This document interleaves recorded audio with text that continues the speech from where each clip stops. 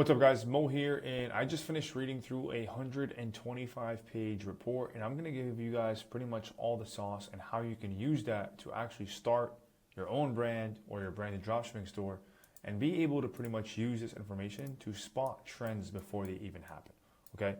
Essentially, what I learned from this report, and I read this report almost every single quarter when it comes out, it's made by people who have invested and sold some of the biggest companies in the space, like Lemmy, Oatly, I'm sure you heard of it, Saws, that's currently in Whole Foods, Magic Spoon, Num Num. I mean, these guys know exactly what they're talking about, and no guru or dropshipper really talks about this, so I'm gonna give you guys the real alpha here.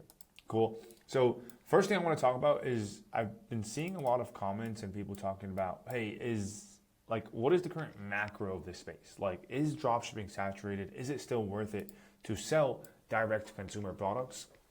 And all in all, I will always stand behind this, is the market is always growing. So as more sellers come in, it doesn't mean there's less money being spent. It actually means that the market is growing, therefore more money is flowing into dropshipping, into consumer products, and into direct consumer brands online. So never think about it as like, oh, if 30 people are selling the same product, that means there's not enough money to make. No, that means that product is going to start acquiring new customers and growing the overall bubble and the amount of people that are coming into that specific market. Hopefully that makes sense. So based off this report, as you guys can see, consumer spending hasn't really changed at all, and it will continue pretty much trending flat as time goes on, because no matter what happens in the world, people are always going to be buying products online, whether it's an AI apocalypse or a zombie apocalypse, they're always going to need stuff to buy that's going to help them feel good, right? And look good specifically. And this comes in so many different ways than just supplements, and I'm going to explain that here shortly. Okay. The next thing that I found pretty interesting was AI awareness, and I'm going to show you guys exactly how this is going to tie into you selling products online. Okay. AI awareness is higher than Doritos, TikTok, and Viagra, which is pretty crazy. This is pretty much saying that there is not a single person who is not aware about AI yet, right? Everybody knows about Mr. Beast, everybody knows about Ozempic, everybody knows about Viagra, TikTok, Doritos, and everybody is aware of AI. So there's not a single person who's not aware of what AI is and what it looks like. So for those of you guys who are still thinking, oh, people can't recognize what AI is and what it can't, like what it's not. No, bro. Yes, they might still buy from it, but they're not buying from it because they don't know it's AI. Yes, that may happen, but again, people are aware. Next thing I want you guys to understand, and remember this for later, is how are consumers using AI? What are people mostly using AI for? And this struck a chord with me. Recipe ideas or meal planning, which ultimately leads into what? Food, supplements, and pretty much what their body intakes. Okay, so body intakes. This is really important because now people can go ahead and go on ChatGPT and say, hey, I have X, Y, and Z problem. What is the best way to solve this problem? Okay, I am looking to get into this X, Y, and Z shape. What is the best way and the quickest way to do that? And that's what's allowed now. And if you go into this next one right here, this stat, which is younger consumers are more likely to trust AI tools while shopping for supplements. Okay, we all know supplements are hot. We all know people are buying them left and right because people want to continuously try new things on the market and then want to continuously try to feel better because the last product they bought didn't get them the results they want. So how do I use this? How do I use this if I'm a branded dropshipper or if I'm a micro brand owner and if I'm somebody on the internet right now? A quick and good way to do this is I pulled up this brand right here, Javi, and I'm just going to pull it up honestly because why not? I like to watch this brand a lot. And check this out. What are they doing? They are running, so they have $1,600 ads. This means they're probably at least spending like multiple millions of dollars a month, okay?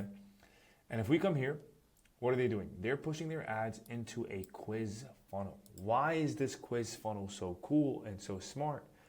Because ultimately it's curating the drink, okay? It's curating the pick that the person is going to get and making them feel like it's personalized by AI, essentially, right? To actually know whether this product is good for them or not. And if we can briefly go through it, it's literally six questions. So you pick your coffee, you pick what you're getting, they're selling you on why this is really bad for you, and then they're saying, hey, would you swap it out for a healthier alternative? Yes, yes, yes. And guess what? Now you have their winning offer right here, analyzing results. Boom, go ahead and get 56% off. And it's funny to see a brand that is so big doing this, because if they are doing it at scale, then they must know something that we don't, right? And when I look at this report and I was just going through, I'm like, oh wow, this is interesting. This makes a lot of sense on why big brands are already starting to push quiz funnels. And if you were to ever test this out, this website right here, Octane, is probably one of the best ones you can do it. Okay, it's the best Shopify quiz platform. I mean, some of the biggest brands do it. Jones Beauty, G Fuel, Kitsch, obviously you probably heard of it, Bamboo Earth, and so much more. So just get that out the way. Next really interesting thing is right here. Younger consumers are more likely to trust AI tools while shopping for beauty. Same exact thing, right? When it comes to acne, when it comes to facelifting, when it comes to lips, when it comes to hair. This is all ranks as beauty, and same exact thing. So if you're selling in the beauty product industry, then guess what? This is saying that people are now trusting AI to make decisions for them. So your goal as a brand owner, as an entrepreneur, as a dropshipper, whatever it is to actually start thinking about how can you use AI not just for yourself, but for your clients and your customers that you're looking to acquire. Because if you're using AI to optimize your life and your decision and your inputs and your outputs, then you should be thinking about the same exact thing to make your customer feel like they're also getting an AI output as well, right? And this leads me to the next thing. So while everybody's focused on health and beauty, okay, this is showing that 20% of Americans are what? Saying they want to live an extra 50 to 100 years, and they're willing to spend up to $200 per month to do so. What does that mean? Longevity products are now on the rise, right? And if we just go to Amazon and we search up longevity, we still don't see enough products ranking up. Well, here's one, $118, right, by Timeline, and they're selling 10,000 units. This is a high fucking ticket product, boys. Like this is no joke, okay? Here's another one. It's called NR Longevity, 1,000 units at $59. Every single product in this category is so fucking expensive, and there's still barely any competition. I mean, bro, I just searched up longevity, and the majority of the fucking listings are books. What does that mean? It means there's a lot of fucking opportunity here. And especially when I read a report like this, and it says people are looking to spend more to live longer. Not only does that mean there's a product opportunity, but that means there is an angle opportunity as well. So if you're already selling a supplement and it has some type of parallel or congruent benefit that allows people to be healthier and therefore to live longer, then that is a marketing angle that you should start utilizing and figuring out how to do it, obviously without lying. Or you can do what everybody else isn't. Okay, so when everybody's looking right, you go left. What does that mean? You know how like they have this saying in the stock market, everybody likes to buy the thing when it's already up. Nobody wants to buy it right here, right? They want to buy it once it's here, and then they want to catch this little move instead of catching this whole thing. I think this is currently happening right now with beauty and supplements and health. And I think a lot of people are trying to just shove another supplement into the market, whether it's a test booster or a hair serum or a vitamin, and nobody's really focused on pets, okay? Modern pet food formats, particularly fresh, are increasingly mainstream. This I found really fucking interesting, and I personally don't see a lot of pet brands out there, or at least new pet brands that are crushing it online. I may be wrong here. You guys feel free to correct me and let me know any in the comments below. So I found this pretty interesting, not only because, again, modern pet food is pretty much catching a heat, but also because this. Young consumers lead trading up in pet food. Few pet owners are trading down. What does this mean? This means that people have such a big emotional attachment, okay, to their dog, EA, I don't know what I'm doing here, EA, right? That they never want to be cheap and risk seeing them sick or die or be unhealthy, right? What they're willing to do is spend more money to make sure not themselves, like they're willing to sacrifice themselves in order to make their pet healthier and better, right? This is what this is saying. And when I see that, I'm like, holy shit, this means I can go ahead and launch a premium pet product, possibly, that fits in one of these categories, that has some type of new thing in the market, and really go pitch it as like, hey, level up your pet's life. And the same way people are looking for longevity for themselves, people are also looking to pretty much make sure that their pets live longer. And check this out. Here are the top categories that you can actually sell pet products for. Joint and hip support, skin and coat, multivitamins, probiotics. Everything we see trending for human beings and how human beings are taking them, now they want to put their pets on longevity products too, and they want to make their pets healthier so they can live a longer, better life, and they can enjoy that life together. And same thing, how people are willing to spend up to $200. Guess what? Half of pet owners say they'd spend between $50 to $200 per month to extend their pet's life. Bro, imagine having a $200 AOV every single month from the same customer to a fucking pet owner, right?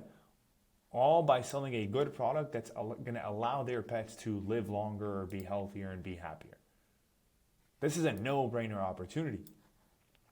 And then same thing here, like what I was saying earlier, pet owners would rather spend money for their pet to live longer than them for themselves. So talk about emotional, problem-solving, perishable, holy trinity of a winning opportunity. What better opportunity there is than a pet product? And again, if you're watching this and you're going to start something, please, please, please DM me, because if I feel like you guys are the right person, then I most likely will help consult, ideate, and maybe even invest in it. So that was another really big win, and I think I found something really interesting here when I was reading through this report. And I'm going to link the report down in the description so you guys can kind of go through it yourselves, but figured I'd just kind of share my thoughts on it as I just went through it. And then lastly, I found this really interesting, okay? Many podcast listeners say they've purchased something they've heard about from an ad. What does this mean? The rise of pod ads, okay? Do this information what you want. Do with this information what you would like. But when I see something like this, I'm like, okay, I need to start testing more podcast ads, right? Whether it's staged, I need to make AI podcast ads. And then guess what? I want to go ahead and find small podcasts, right, that are growing, that have a good audience, and lock them in on long-term deals where I can go ahead and use them as my brand goes. And don't sleep on this, okay? Because like the way things are trending right now, there's this thing, and you can search it up. It's called a parasocial relationship. And what this means is there are so many people that are feeling so attached to people and personalities online because it's a one-way relationship. Like, it's like, I don't know, think of, it's like, say, Lil Baby fans or Drake fans, right? Everybody knows Drake, but Drake doesn't know anybody.